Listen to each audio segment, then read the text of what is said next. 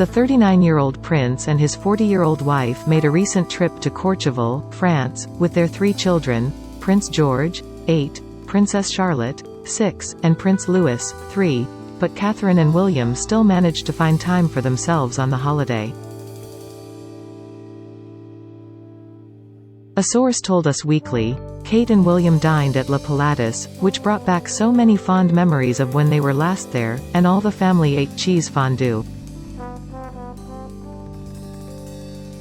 William and Kate managed to squeeze in a romantic candlelit date night before they left.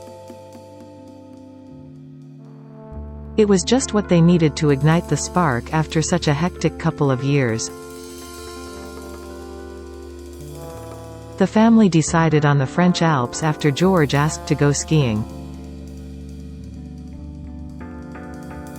The source said, during the pandemic, George begged William to take him skiing once everything reopened, and his dad made it happen. And the youngsters had great fun racing each other on the slopes. The insider explained, Charlotte was racing down the mountain by the end of the holiday. She's fearless. George was slightly more cautious, but they're both great skiers and competed in fun brother-sister ski races. They had an absolute blast. The kids love playing in the snow. They had snowball fights and built snowmen with Kate and William. Hear that thud? The sound of something particularly hefty dropping onto shelves? That's the sound of the 571-page doorstop Tina Brown biography The Palace Papers. Inside the House of Windsor, the truth and the turmoil hitting shelves around the country this week. This is not your garden variety royal book, the sort of cobbling of previously reported bits and pieces all neatly repackaged and aggressively marketed, but an account that offers a fascinating and unbeatable view inside the royal crucible. Reader, it's not a pretty picture. Drafty, inhospitable palaces, a stultifyingly dull job. Brown quotes the Queen's grandmother Queen Mary as once saying to a relative, "You are a member of the British royal family. We are never tired and we all love hospitals, and an institution doggedly bent on survival." The author of this behemoth, Tina Brown, is a woman who herself sits atop the social and media pile in both the UK and the US. Having held the editorships of Tatler, The New Yorker and Vanity Fair, her contacts book groans with the names of the great, the good and unthinkably well-connected, many of whom seem to have told all here. The book is a delectable read, featuring sex, lies, money, marriage, leaks to the press, Machiavellian subterfuge, tears, an unfortunate rash, and the one irrevocable move the Queen made which left Harry and Meghan, Duke and Duchess of Sussex, totally stunned. Ready to dig in? Kate was bullied terribly.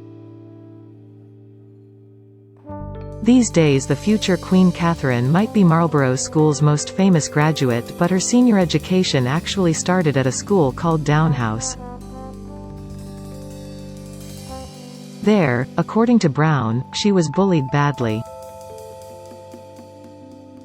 One alumnus told Brown that she remembered Kate sitting on the stairs of her house crying her eyes out. In fact, things got so bad that Kate developed stress eczema, at which point her parents whipped her out of there fast in the middle of the year, and promptly set her off to a new school. Kate and William met as both kids and teenagers. You'd be hard-pressed to find a person who has not seen the famous shot of Kate parading down the catwalk at a university fashion show in a sheer dress and her knickers, a particularly savvy ploy that certainly got future husband Prince William's undivided attention. Turns out though that the now happily married couple had not only first come across each other as children but again later in their teens too. Kate, a member of her primary school's hockey team, played a match against Ludgrove, the prep school which William attended, when he was 9 years old before she attended a tea there. Then later, while at Marlborough, Kate became besties with Amelia d'Erlange and Alice St. John Webster, who both moved in William's circles.